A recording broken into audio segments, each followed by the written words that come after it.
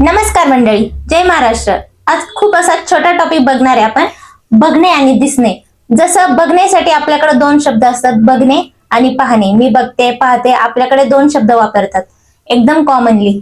आणि दिसणे, दिसणे म्हणजे कनिपिंचडम। इकडं बघणे म्हणजे चुडडम, कनिपिंचडम। दिसणे म्हणजे आपण आपल्या डोळ्यांना जे दिसतं, आपोआप दिसतं ते दिसणं, आणि आपण स्वतःहून बघतो ते बघणं।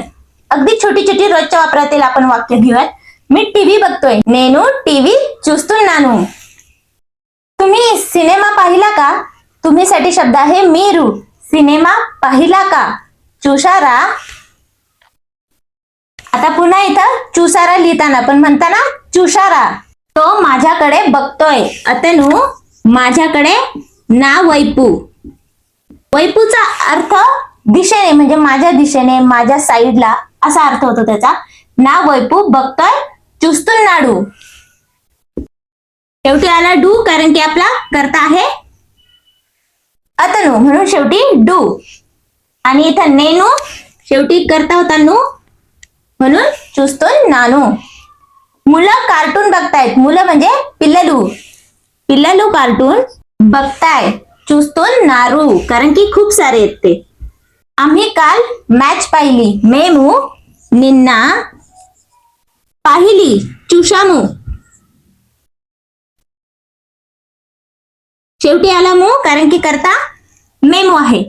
तो सारखा मोबाईल बघतो, किंवा तो सतत मोबाईल बघतो, त्याला मोबाईलचं ऍडिक्शन आहे, अशा प्रकारे ते वाक्य। तो अतनु पुढं मोबाईल बघतो, मोबाईल చూస్తాడు।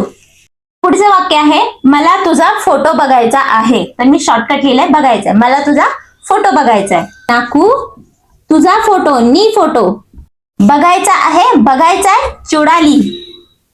तू बातम्या पाहतोस, म्हणजे नेहमी नेहमी विचारतोय की तू न्यूज बघतोस का, तू बातम्या पाहतोस का। నువ్వు बातम्यासाठी वार्तालू, पण इकडे न्यूज पण वापरू शकतात।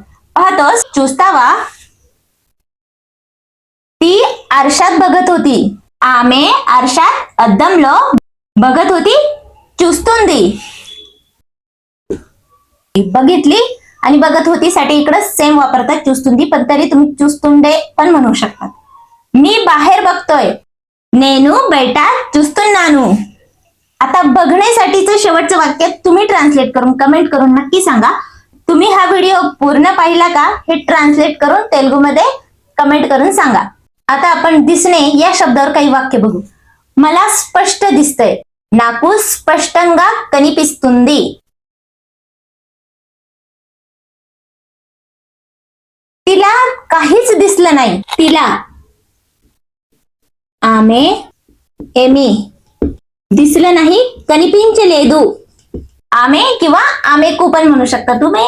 तुम्हाला माझं घर दिसतंय का? हे बहुतेक वेळा आपण कुरिअर वाल्याशी बोलताना तुम्हाला ब्ल्यू कलरचं गेट दिसतंय का, रेड कार दिसते का, तिथे या, हे दिसतंय का, आपण तिथे जास्त वापरतो। तुम्हाला माझं घर दिसतंय, मीकू माझं घर ना इल्लू दिसतंय का, कनिपिस्तुंदा।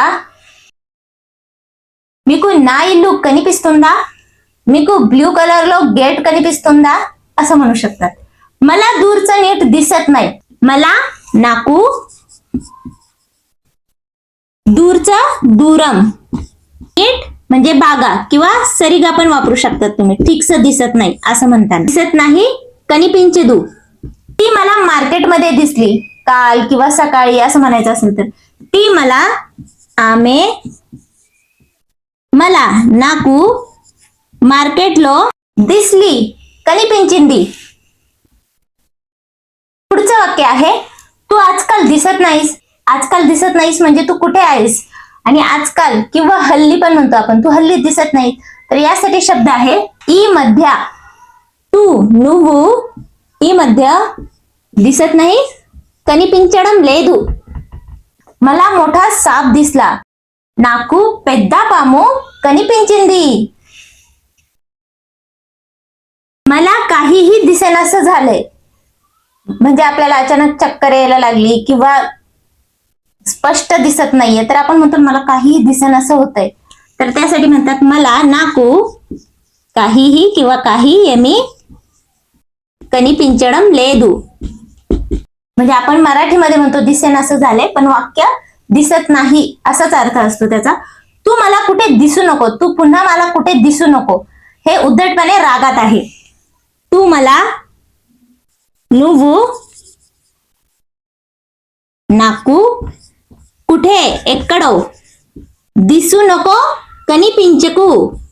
तुम्हाला परत दिसू नको म्हणायचं असेल तर नुव्वू नाकू मल्ली कनिपिंचकू. शेवटचं वाक्य तुम्ही ट्रान्सलेट करून कमेंट करा. मी आज कसा दिसतोय, हे सगळे शब्द मी तुम्हाला घेतलेच आहे आधी, तर कमेंट करून नक्की सांगा. आणि व्हिडिओ आवडला असेल तर लाईक करा, शेअर करा आणि चॅनलला सबस्क्राईब करा. धन्यवाद.